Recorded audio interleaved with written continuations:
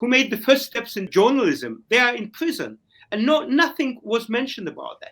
And this is betrayal. Unfortunately, for many Azerbaijanis, including myself, I have been in diplomacy over 30 years. For me, this is a betrayal. Hello and welcome. I'm Dr. Joanne Lisosky, author and journalism educator. We are here to discuss issues of importance to the Caucasus today. With me is Arif Shahmarli, former ambassador to Azerbaijan for the Council of Europe. Hello, Arif. How are you today? Hi, Joanne. So happy to see you. Now that the summit is over, what does it mean for your country? Of course, this is a very important moment, and I'm happy that finally Azerbaijan and Armenia came to term and agreed to have future peace in the region. It's very important, and there are lots of opportunities for both countries to go forward from this point. For the last 30 years, we were at war with each other. So many people died, and destruction, refugees. And I hope that this moment was the end of this hostility and opening the new page. And from this point of view, I believe it's very important. And America took the lead, and President Trump played an important role in bringing two parties together.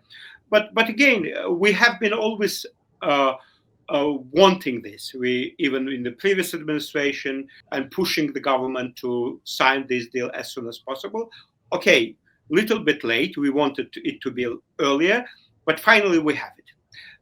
And I believe that people of Armenia and Azerbaijan deserve to live in peace. We are small countries, and I always was saying that South Caucasus can have much bigger future, bright future, if we integrate and we become closer with each other.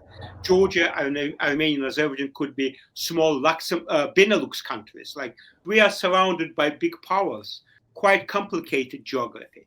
Even Azerbaijan, which has more, bigger economy, cannot do this alone without Armenia and Georgia being next to us.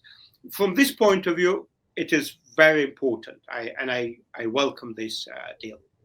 So what, in your estimation, was missing from the summit? Nothing was mentioned about political prisoners.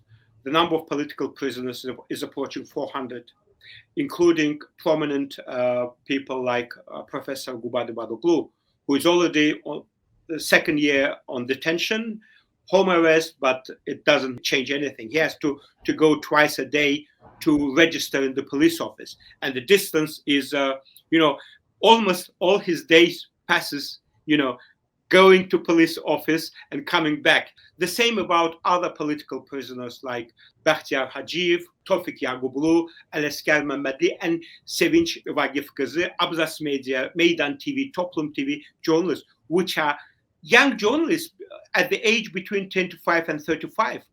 Over 15 young journalists who made the first steps in journalism. They are in prison. And nothing was mentioned about that. And this is betrayal. Unfortunately, for many Azerbaijanis, including myself, I have been in diplomacy over 30 years. For me, this is a betrayal. I say it with a deep, deep regret. Nothing, even one journalist didn't mention this. Probably even journalists were selected, those who would praise and clap and say how great all three people are. But this is a big disappointment. Hundreds of people who suffered all these years trying to defend democracy. This is a big regret and big disappointment.